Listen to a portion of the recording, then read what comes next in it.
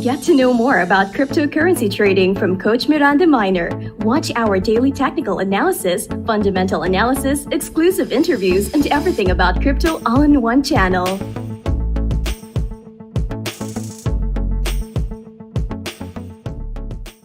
Upcoming speed mentoring session to be led by all of our awesome 8 mentors this coming February 5 and 12 from 9 a.m. to 1 p.m. We will have 8 topics for 8 hours to be led by 8 mentors only for 888. The topics are very much important and will be driving expertise as one mentor cover only one topic.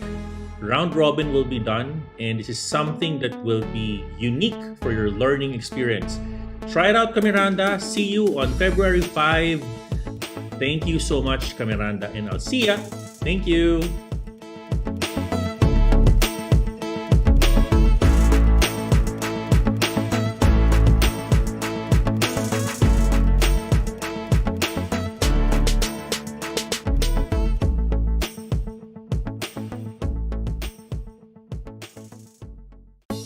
Hey, Miranda, watch out for our upcoming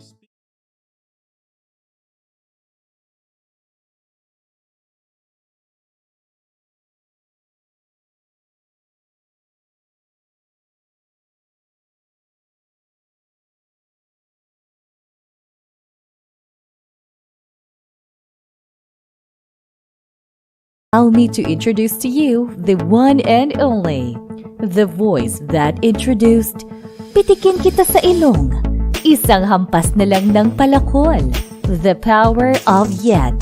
Please, let's give it up to our pambansang crypto coach, Coach Miranda Miner.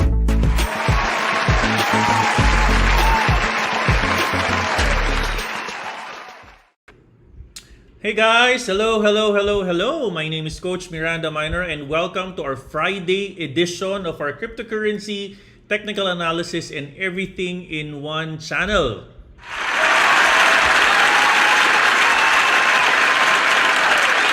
Alright, I'm very excited today because we're gonna be covering fundamentals on a little bit of a deeper level, Miranda. Pag-usapan po natin ang lumabas na GDP numbers ng United States. Bakit ba hindi pa rin natatapilok si Bitcoin? Bakit nasa 22,900 pa rin, Coach? Ano bang nangyayari? Meron ba tayong paparating na fundamentals ng 10:30 ng gabi? Ano po bang dapat naming abangan? Meron po bang fundamentals ng 9:30 ngayon?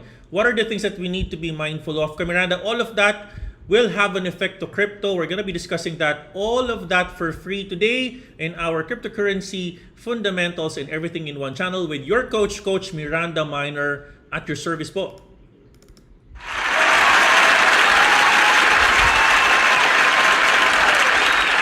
And of course, don't forget to click on like and subscribe kay Miranda. Maraming salamat. Subscribe, like, follow, and share. Sige na please. Miranda. The world's fastest growing crypto app where you can find your next multi-bagger coin. Download now using Coach Miranda Miner's referral link found in your chat room and in the screen. This program is brought. Alright, okay, medyo naghang tayo dun, but let's continue with our show today, Miranda. Alright, let's now do this. Okay, so our topic for today is gonna be fundamentals. Let's quickly review first our coin prices as of today. Let's now do this, Miranda. Bitcoin is currently at 38% year to date. Medyo almost 40% na tayo. Congratulations. But Bitcoin is still at 22,943. Ethereum at 1,576. BNB at 304.3, umangat ulit from 300. XRP, umangat pa rin. Umangat ulit from at least at 0.40 ulit, no? Cardano at 0.3759. Dogecoin at 0.08546. Matic, medyo may pag-angat ito. Meron tong fundamentals, Miranda, at 1.09. Congratulations, no? Meron silang blockchain FA. Solana currently at 23.63. Polkadot at 6.4. Shiba Inu at rank number 13 at 0000, 1154. Halos wala nagbago kahapon. Litecoin at 87.35, TRX at 0.0623, AVAX at 17.93. Okay, give me a second. All right. Uniswap at 6.68, Cosmos at 12.99. All right, let's now continue with some of our fundamentals. All right, TVL medyo flat, no? At 47.29 billion, hindi halos umangat for the past couple of hours. In fact, medyo flat siya for the past 24 hours. Currently at the 9/10% negative, no? For of course, Lido is still the number one. Today medyo may pag-retrace yan. At currently at number one for the TVL at 8.02 billion dollars. If you're actually wondering, I'm still holding my Lido and my spot account. I think it's currently with 42% possession PNL Miranda. All right? Ang galing mo talaga, Coach. All right, let's now talk about our topic for today. Of course, our topic is about recession, no?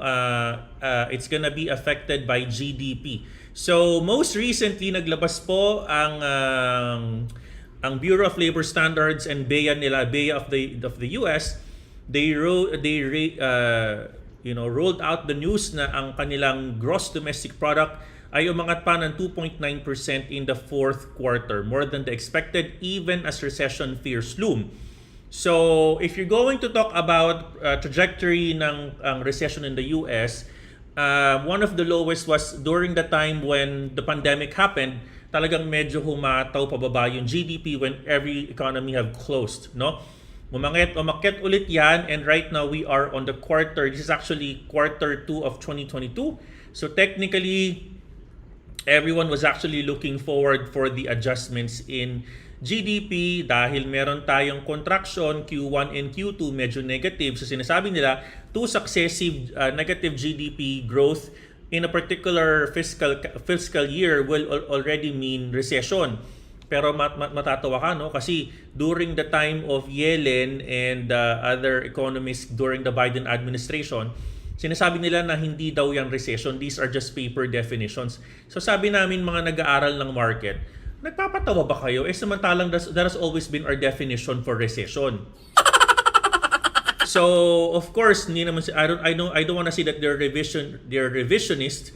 Pero merong konting argument that some of the people are already saying, even Cathy Wood was saying we're already on recession, no? So anyways, so from a definition argument standpoint, doon nagkakatalo, no? But then again, Miranda, balik tayo doon sa ating GDP headlines, no? Actually, marami po kasing mga headlines ngayon, lumalabas ito that there's still some recession fears, no? There are actually some recession fears.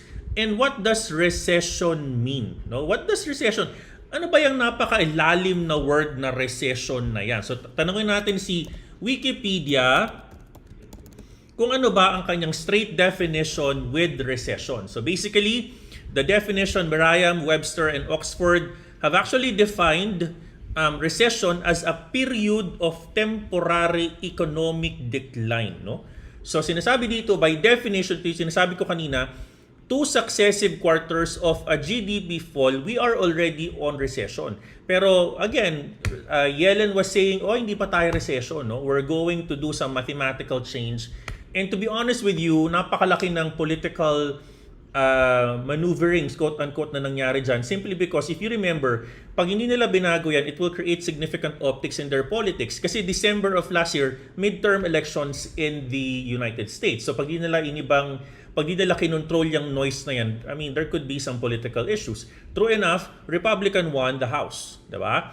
So, by definition talaga, US is already in recession. No, but in terms of optics, sino ayaw ipalabas ng mga economic experts in the US, so sinasabi nila, we are not yet in recession. So given that we're not yet in recession, let's try to discuss first what is actually happening whenever there is a recession. Let's actually try to look for a little bit of definition. All right. Kasi Miranda, there are definitely going to be changes in the monetary policies of the government. Kapag ang isang ekonomiya ay nasa recession, trabaho po ng Monetary Board in the Philippines under the Bangko Sentral to be able to create policies that will help expand the economy, or what you call expansionary monetary policies. Ano yung mga bagay na yan? Unang-una, they need to decrease interest rates. Number two, they need to reduce reserve requirements and expand on market operations. No, yan. So technically, for you to expand your economy, kailangan hikayatin mo yung ekonomiya mo mag-borrow. Kasi borrowing is the heart of the economy. People need to borrow and to save, etc. So they need to borrow. And how can you encourage borrowing is if you lower down the interest rates. Ngayon, kapag sobrang taas naman ng inflation, the economy or the monetary board, in this case the Fed in the US, needs to do contractionary monetary policies. Ibig sabihin nun, kailangan pababain nila yung kanilang economic activities. Okay? So, in short, ano ngayon ang epekto ng magandang report ng GDP, which is positive this time, for quarter 4, ano ang epekto nito sa mga polisiya na ibibigay ng Federal Reserve? And in return, Coach Miranda, ano po ang epekto nito sa ating Bitcoin? Because at the end of the day, yun ang million-dollar question. What's in it for me as a cryptocurrency investor? Let's go first with the business cycle of each economy. So we're currently on the late towards the recessionary cycle of the business. Ibig sabihin nito, during the late period, tapos nang mag-evolve S&P 500, Nasdaq, sobrang taas na nila, there needs to be a little bit of a recession that needs to happen. Now, if you're going to the recession period, during this time, by definition, dapat yung gobyerno nangingialam na sila. They need to lower down the interest rates. Okay. Medyo allergic po dyan ang Fed. Kasi nga kaya nila kinokontrol na hindi pa recession. Kasi pag sinabi natin recession, if they agree or they declare na recession na, trabaho nilang pababain yung interest rates. But how can they do that when inflation or the price of goods are really high? This is the reason why, Miranda, ang mga tao, they're creating quote-unquote a new definition of recession. Okay, can you please type number 1 kung naiintindihan niyo po yung definition na yung Miranda? Ang galing mo talaga, Coach. So, ibig sabihin po nito, from a recession perspective, dapat binababa na ng Fed, okay, ang interest rates. Alright, recession. So, ibig sabihin, kahit sabihin mong recession yan, hindi pinapakinggan ng nila Powell. Alright, so, technically. So, ngayon, let's go now to the stock selection. Ito yung medyo kakaiba. Kaya yung mga tao, they're not signaling recession simply because people are still not risk-off. People are still not hiding on buying Nasdaq. As a matter of fact, dapat yung mga industrials and information technology stocks, binibili yan during maturing expansion. So parang sinasabi ng mga analyst, paano magiging recessionary tayo when in fact people are buying Nasdaq? Case in point, tingnan natin ngayon yung Nasdaq stocks. No? Tingnan natin, di ba? You will notice, Miranda, lumilipad palalo ang Nasdaq, which means parang imposibleng we are on a recession. So pag sinabi nating imposibleng we are on a recession, medyo nalilito ngayon si Fed. Ano bang gagawin namin? Are we going to lower interest rates kasi we need to control the economy, or are we just going to monitor? Okay? So every time that the interest rates are going higher, si Bitcoin bumababa and Nasdaq is going down. So ang daming problema ngayon ng Fed. Simply because pag sinasabi nating recession, ibig sabihin people will not be buying IT, industrials, Nasdaqs. They will not buy that. But the numbers are not agreeing with what is in the textbook. The numbers doesn't seem to agree, and it looks like, Miranda, that there seem to be a phenomenon that's driving the industrial. So let me tell you, what am I thinking? Okay, let me tell you. Number 1, okay, let us look into this angle of the business. Let's look into the Shanghai Composite Index.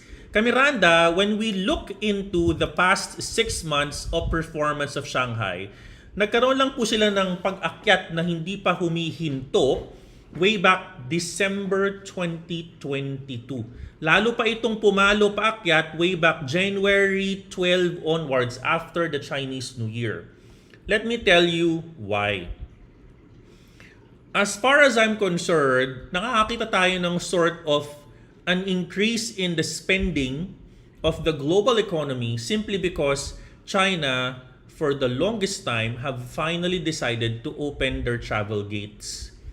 And napakarami po, sabi nga ng isang kasabihan, pag umihi ang mga Chino, babaha daw po, 'di ba? Sabi po nila 'yon, Miranda, hindi po ako nagsabi noon. So, at the end of the day, Chinese people are huge spenders, and it looks like when they travel out of their country, they started to splurge. So, case in point, sa tingin ko, gumaganda ang ekonomiya kahit magkandara pa dyan si Powell. Gumaganda ang ekonomiya because there are ammunitions that were only activated lately. Case in point, people are traveling. You have holiday spending in December. You have revenge trading, etc., etc., etc. So at the end of the day, Miranda, it looks like medyo, kung titingnan natin, medyo may lumalaban, may kumukontra sa pagbaba ng Bitcoin. I have been waiting for Bitcoin to drop, to be honest with you. I've been waiting for Bitcoin to drop below its key level support. However, it looks like Nasdaq is actually doing correlated moves. Kinokontrol po niya yung pag-akyat ng Bitcoin pagbaba. No? So, Shanghai Composite Index have been increasing. Even PSEI has been increasing. People are actually buying. Ang taas ng presyo ng sibuyas, pero nakita mo walang halos nagwewelga. People can buy, people wanted to buy, people wanted to travel, people wanted to go abroad. Sabi nila, 2 taon nyo kaming tinago, we're now going to travel, bahala kayo sa buhay nyo. 'Di ba? So sinasabi nila, parang at the end of the day, we're gonna be traveling, bahala kayo sa buhay nyo, we're going, and whenever people travel, people will spend, economies will go into cycles. 'Di ba? So ngayon, ano ang potential effect nito in terms of the upcoming FOMC meeting this January 31, technically February 2 sa atin? Okay, unang-una, case in point. Alright. Unang-una, with the GDP running at 2%, tingin natin, mukhang totoo ang 50 basis points increase. No, malayo na mangyari ang 75. Number 2, hindi rin kasi pwedeng sagarin ng Federal Reserve ang interest rates because the economy can go on a recession, and no Federal Reserve would like to admit that in their administration recession happens. No one will admit that because either or sila yung nagkaroon ng problema, they were not proactive enough. 'Di ba? Babalik sa kanila yung black eye nila noong 2021. They were saying transitory, transitional ang inflation. True enough, sumabog sa harapan nila yung inflation. Right? They will never admit that. They will always come up with their mock-up definition of recession. So there could be some soft landing to happen. So what's going to be happening is, it looks like 50 bips is already up in the bag this coming February 2. However, let's actually try to look for ano ba yung mga other symptoms, ano ba yung mga other potential drivers of our market this coming week. Okay? So when we look into the economic calendar, Miranda, this actually today and yesterday, okay? Yesterday, meron tayong mga jobless claims na lumabas, etc., etc. Aantayin natin tong PCE na lalabas. PCE is going to be the reliable indicator. Miranda, 9:30 po yan in the next 12 minutes. Magkakaroon ng volatility ang crypto. So please remember that. So the PCE number is going to be ito yung medyo mas reliable. This is the number that Fed is going to rely more than the PCI number. No? So CPI number rather. So PCE is going to be your index wherein it will show if the consumers are actually spending X amount versus the target. No? So aantayin natin yan 9:30 po ng gabi. Lalabas po yan. It could drive volatility. Alright, as I've said, for next week, lalabas po tayo on February 1. And February 1, Fed Chair Jerome Powell News Conference. Technically, 2:30 ng hapon sa kanila. February 2 po, no, in our time, Miranda. February 2, please pakitandaan in your calendar. February 2, kung kakayanin, wag munang mag-trade ng gabi ng February 1. Let's all wait for February 2 for the market to normalize. Ngayon, from now up until February 2, pag medyo maganda-ganda ang market, it continues to create a rally, then let's continue move on from our positions. All right? So, who are the big market players for yesterday? Obviously, Tesla is one of the biggest players yesterday. Napakaganda po ng kanilang financial reports. True enough, Nasdaq followed suit. Paakyat po ng paakyat ang Nasdaq. And with this said, obviously, we saw no, a little bit of hindi ko masabing rally, but nagkaroon tayo ng konting pag-support ng Bitcoin. No, hindi to talagang pumaplakda pababa simply because I'm seeing that Bitcoin is correlated to NDQs for the past couple of hours or even days, Miranda.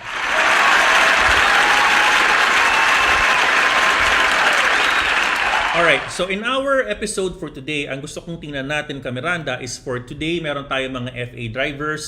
Matagal ko nang hinihintay na ito ay potentialing babagsak. Bantayan po natin ito ng mabuti. And again, if the numbers are going to be good, pwede pa rin ma-invalidate ang support area na to. This one could further even go higher. Miranda, napakalapit na po natin. This can potentially happen over the next 30 or 1 hour. Guys, malapit na to. This one can just go down real quick or go up real quick. So pakibantayan na po natin. Please type number 1 if you understand what I'm trying to say here. Miranda. Ang galing mo talaga, Coach. Wait, type number 1, makinig ha. Mamaya na kayo mag-trade, Miranda. Nako, marami talaga tayong kailangan matutunan, no? We need to try to understand what's happening. Kasi ito mga to, tinuturo to sa mga masteral courses. Mga recession tinuturo yan, napakahihirap. Pinapadali na lang po natin, Miranda, para po sa inyo. Subscribe, like, follow, and share. Sige na please, Miranda. Alright, so Miranda, let's now continue with our, give me a second here. Let's now continue with the rest of our show. Give me a second here. I need to restart my connection para medyo okay tayo. Give me a second. Binabati ko nga pala yung mga nanonood today, yung mga nakikinig. Thank you to all of you. Brennan, Emil, Donald, Shell, Romel, June, Robin, Anthony, KK, Gester. Maraming salamat sa inyo, Miranda. Thank you. All right. Okay, so tingnan natin kung ito, ilang oras na lang to, guys. This one can just potentially. Now, if it actually goes down, tingin po natin, we can potentially see a lot of potential supports, no? So, ingat din, no? When it tries to bounce on these areas, we need to be mindful of these potential supports, no, that can potentially become your price support if the price of the coin potentially goes down. All right? Okay, so let's just try to listen to some of the expert opinions about this upcoming Fed FOMC report. Let's all watch this, Miranda. Thank you again to Bloomberg Surveillance. Thank you. I think people are banking too much on the Fed being more modest. We do think that we're still a long way off from the Fed really signaling any sort of even pause. We're very close to the end of the hiking cycle, but we don't necessarily think we should be pricing in cuts for the European Central Bank, the Bank of Japan. They're behind the Fed. We've only just got to neutral in Europe. We don't know if those rate cuts are going to come in 2023. We think it could be a 2024 issue. This is Bloomberg's. All right, so based on those multiple hedge fund executives, they're all saying that potentially the interest rate cuts can potentially happen end of the year or start of 2024. Right? Kung ako tatanungin ninyo, listen to me carefully, Miranda ha. Okay, it's not a financial advice. All right. Kung alam na natin that this will take 1 to 2 years, okay? If this will take 1 to 2 years, and alam na natin that every time the economy will repivot 2 years from now, 1 year from now, when do you think is the right time to start holding? Pag-isipan niyo yung sinasabi ko If alam na natin that the economy will normalize on 2024, Fed will be repivoting, forecasting to go down to 3% by 2024. Let me just try to look for that. Median interest rates, United States 2024. So sabi dito, 3.25% in 2025. So ibig sabihin, if you're running at a terminal interest rate of 5%, by 2024, 2025, bumagsak na po ang interest rates into 1.75. Ibig sabihin, kung 2 years from now, gaganda ang ekonomiya, when is the right time to buy and start holding? When is the right time to start accumulating? I would like to leave that question to all of you, Miranda, no? If we know that interest rates are driving the economies to reopen and economies will be opening, it will normalize, right? If it's going to normalize, when is the right time? Is the right time on 2025 or is the right time today? Right? Is the right time today? And at the end of the day, Miranda, yung mga retracements na pwedeng mangyari, because it will always happen, no? The retracements will just become part of a bigger curve. Yung mga ganyang retracements, pag zoom out mo yan ng 5 years, that could look like a small retracement on a bigger upward movement. So I would like to leave that challenge to all of you, no? So if we're talking about 2 years runway, when is the right time to invest? Is it gonna be 2 years from now, or is it gonna be now, next week, next month? I would like you to answer that, Miranda. Subscribe, like, follow, and share. Sige na please, Miranda. All right, let's quickly further dive into ito yung mga median forecast na sinasabi natin, Miranda. Let's just try to take a look. I think, nasa Bloomberg pala to. Mahihinga na naman ako ng subscription nito. Okay, I don't want to subscribe to Bloomberg because I already have my own subscription to other. Let me just double check, no? So, I need the dot plots to go higher.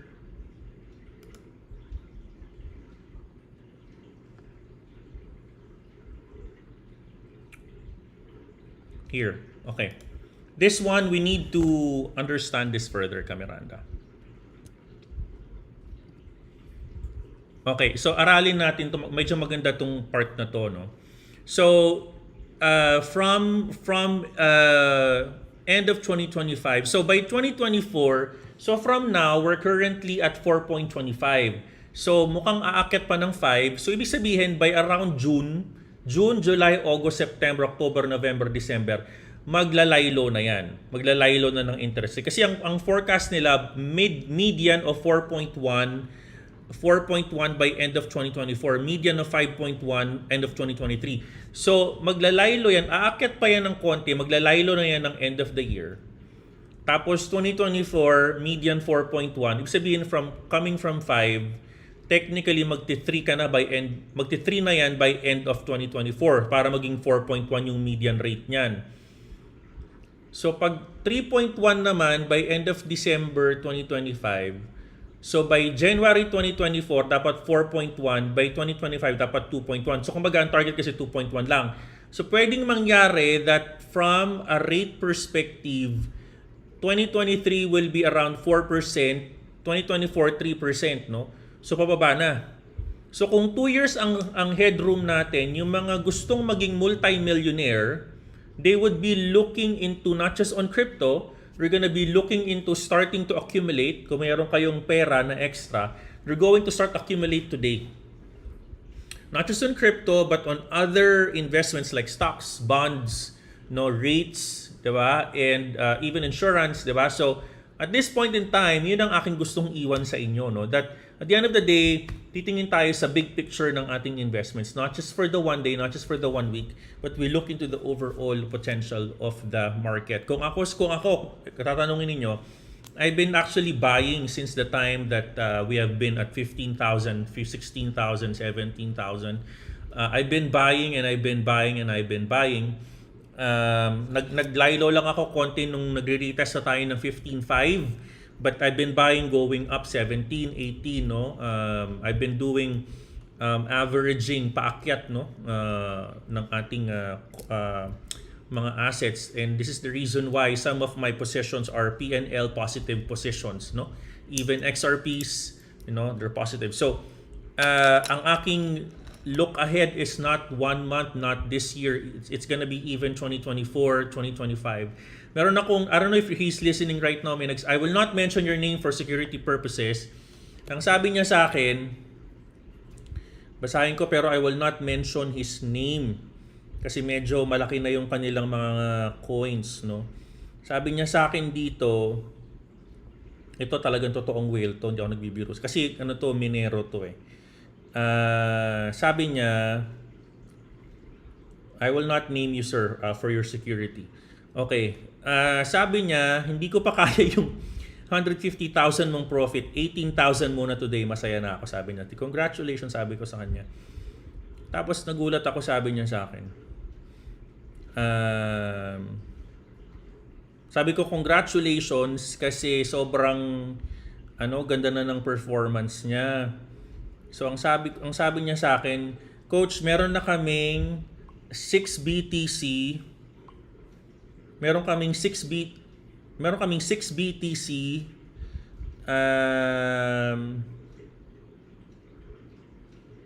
Wait lang. Diyan lang kayo Basahin ko lang ito mabuti. Parang di ko ma-misquote. So marami mga ganito ngayon talaga nag-hodl na kasi this is time to start buying small projects. So let me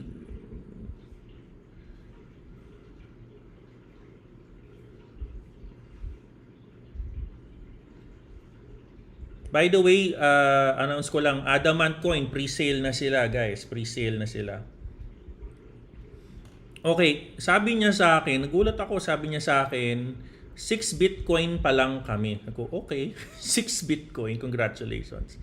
Tapos, meron na silang 3,220 na Ethereum. Sabi ko, wow. 3,220 ng Ethereum. Akala ko brand ng miner eh. Akala ko 3220. Pero 3,220 na Ethereum, 6 na Bitcoin at sandamakmak na BNB. Sabi ko, anong plano nyo dyan? Naka-long term sila, Miranda. Mga small time crypto miners ng Ethereum, no? In the Philippines. Kasi the reason why I'm called Miranda Miner is because I'm a crypto miner before. Doon po ako nagsimula. I did not start going. Ang mga unang content ko sino nakakaalala dito ng mga unang-unang content ko? Sige nga, magparamdam kayo. Yung mga unang-unang content ko sa aking channel is about cryptocurrency mining. Paano mag-reboot, paano mag-monitor ng mga GPUs. Miranda, yun po ang rason ba't po ako naging YouTuber. O sige nga, magparamdam kayo kung naaalala nyo pa, Miranda. Nako, grabe. Alright. Anyways, yun ang aking, walang nagtatype ng number. Siguro wala pa nakakaalala. Kasi yung mga unang videos ko talaga, mga crypto mining. Yan. We invested on our assets, almost $500,000 yun, mga assets natin pang crypto mining, rig, GPUs. Yan. Alam ni Shem, nice hash yun. Oo, tinago ko na yun. Yan. Kasi we need to be diba? Nakaalala ko pala dito. Walkthrough ng mining rig. Oo, yun. Salamat, naalala nyo pa. Sabi ni Pirtasio Cradis. Yan. Alright. Anyway, let's quickly check on what have happened to Bitcoin, Miranda. Mukhang merong konting volatility. Meron nga. Sabi ko sa inyo, may volatility. Ang laki ng candle.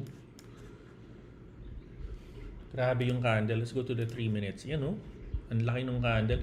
But again, sinabi ko sa mga intermediate traders kanina, I'm not going to trade this coin at this point. I'm going to wait for major breakouts, Miranda. This is quite early to celebrate success. All right. Okay. So, thank you again to our 500 viewers, and of course, thank you to our 88,000 viewers in Binance. Thank you, Miranda. I actually have one video with 88,000 views there, and thank you really for making us very big in the Binance community. Right now, we have around 486 viewers there in Binance and around 503 viewers in YouTube and in Facebook. Thank you to the 1,000 viewers watching us right now, Miranda. Maraming salamat po.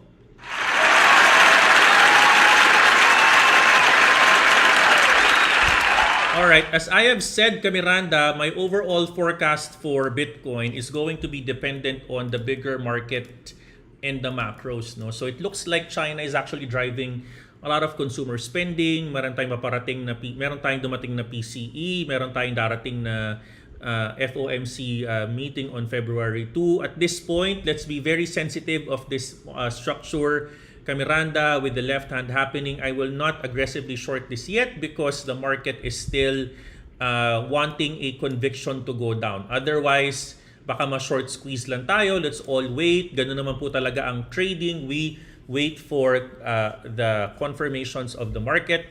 We ride the trend. Sometimes it's okay to go contrarian, but it's hard to kind of go short on this market just simply because medyo may pag-rally ang stock market, Miranda. No? So, meron bang rason to celebrate at this point? Wala. Let's not over-celebrate. But in your investor hat, if you're going to wear your investor hat, kung ako sa inyo, I'm going to be allocating 10% of my monthly salary. No? 10% ng monthly salary ninyo, since some of you are still working full-time. 10%, bili lang kayo ng coins. Huwag niyong gagalawin. No? Bili lang kayo ng coins. Tago nyo kay CoinsPH or tago nyo kay Binance or in BingX. Tago nyo lang. Pag sobrang laki na, ihiwa-hiwalay na, i-de-risk na yung portfolio. Bili naman kayo ng mga other coins like XRP, Cardano, and Ethereum. Doon lang kayo sa mga safe coins. Wag sobrang pagsabayan ng Ethereum and Bitcoin because they're extremely correlated. It does not make sense. Double whammy na yon. Rather just buy Bitcoin or Ethereum or either or. But if I'm you, Miranda, of course, always also use 1% of your capital on buying mga high HPCs or high potential coins. Marami dyan, Miranda, marami mga HPCs ngayon that you can look into, particularly those that have potential FEs.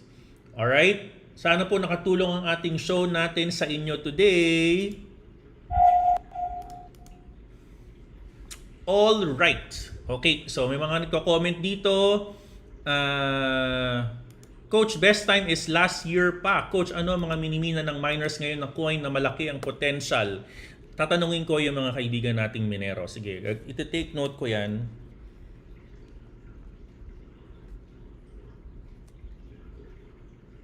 So, pagkakaalam ko, RVN pa din, Raven coin pa din. No? Alright, may fee daw sa CoinsPH pag inactive. Talaga? Siguro every now and then magbayad ka ng bills dyan, di ba? Uy, pero abangan nyo, we're going to partner with CoinsPH. They've reached out for some collaborations for us, Miranda. Okay, salamat po dyan for CoinsPH.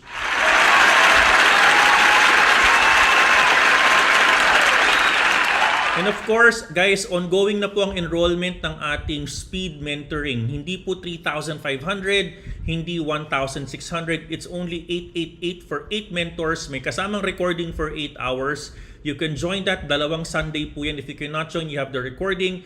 And we will give you as well all the PowerPoint material. Saan ka pa?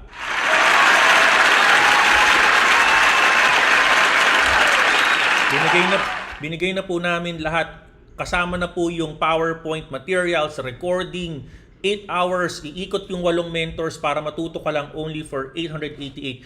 Bilisan mo na because on January 31, by February 1, magiging 1.6 na po yan, Miranda.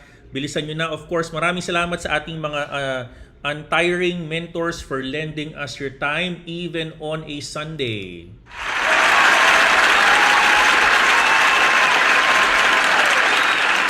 Alright, alam mo, gusto kong basahin to. No? Coach, ano ang thoughts mo on Binance allowing direct deposits to our banks. Actually, ang gusto kong malaman dito is yung opinion ng mga banks. No, kasi meron pa ring stigma eh, 'di ba? Let me actually try to open. Meron kasing news diyan. Teka lang magandang question 'yan eh. Okay.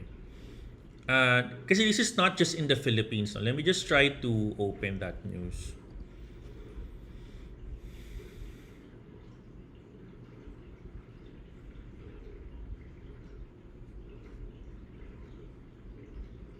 So, ito, may mga lumalabas kasi news na Binance says Signature Bank won't support transactions for crypto exchange customers of less than 100,000.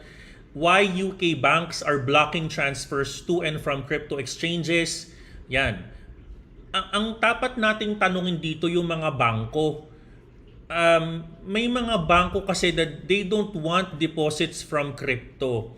So, kung meron na nakagawa sa inyo nito, can you please let me know? Kasi I've never tried it yet. And I think the point here is, okay, if you're going to transfer Binance allowing direct deposit to the banks, we're going to ask them kung, kasi may mga, actually matagal na to, no? Nung nakita ko yun, sabi ko, okay, fine, alam ko na yan.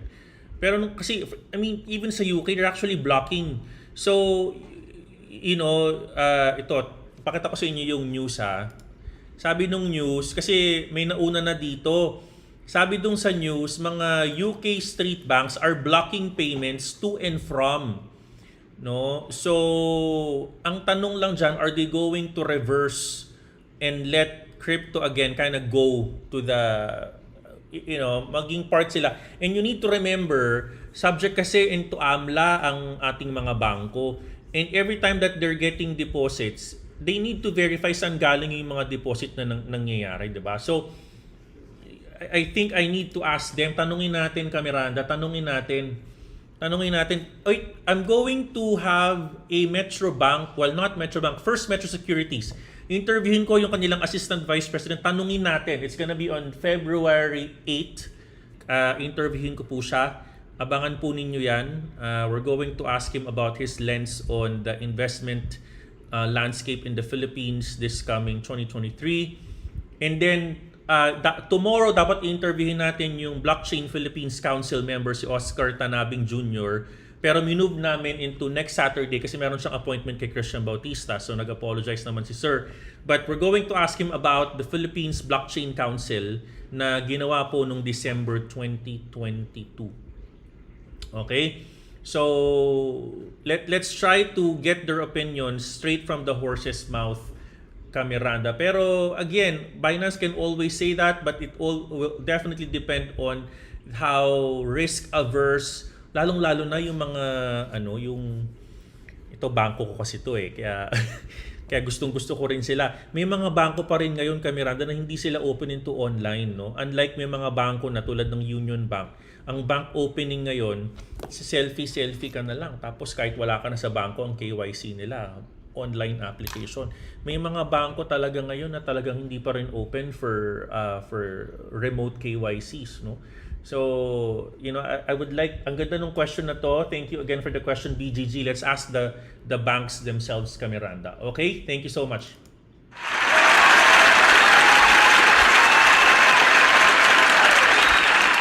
Alright. Okay. Tama din sinabi ni Nartinico, no? Tax is waiving. Alam mo, yung mga ganyang mga evolution, magandang evolution and development. But, alam mo kami, ito tatanungin nyo ako, sana i-regulate ang crypto.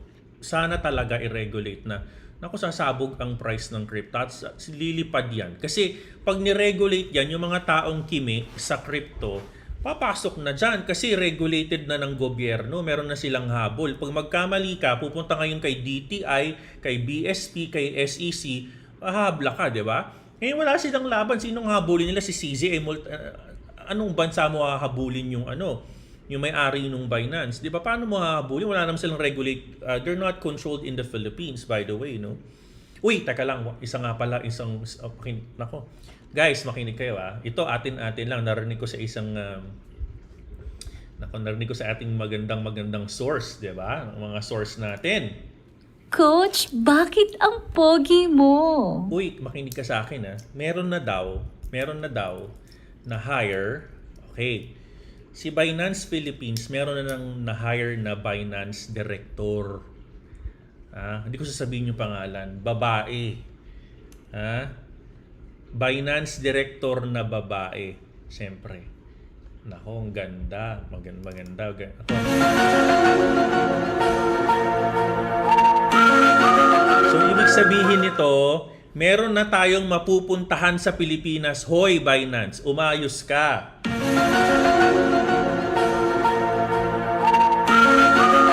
Meron na silang na-hire. Actually, ayoko muna magsabi ng napakaraming info.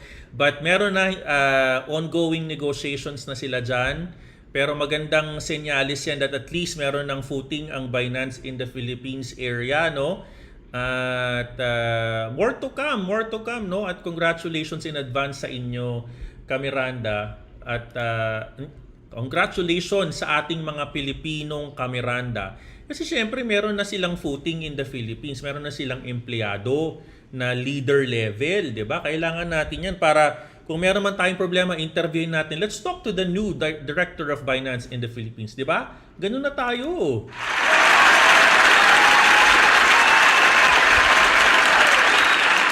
Diba? Nako. Sabi, basta babae na hire nilang director. Top secret pa, pero at least ako alam ko na. Okay, maingay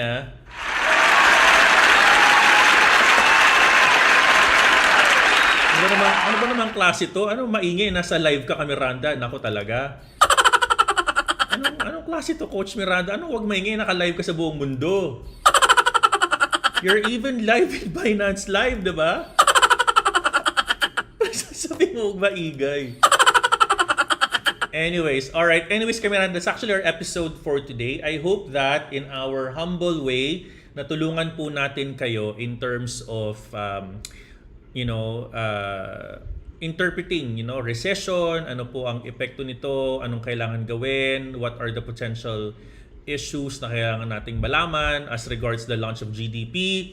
Miranda, I will continue to create contents that can help you expand your level of awareness in cryptocurrency, and I promise you that, Miranda.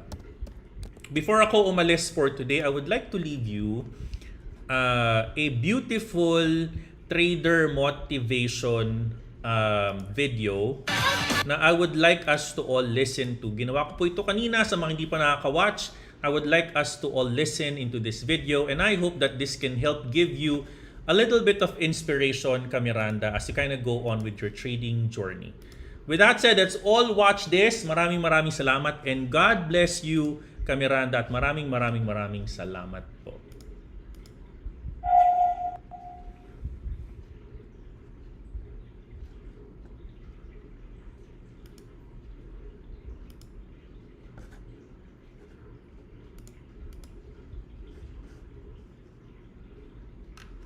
What if habang pinapanood tong video na to, suddenly it was cut and then you saw yourself, Miranda?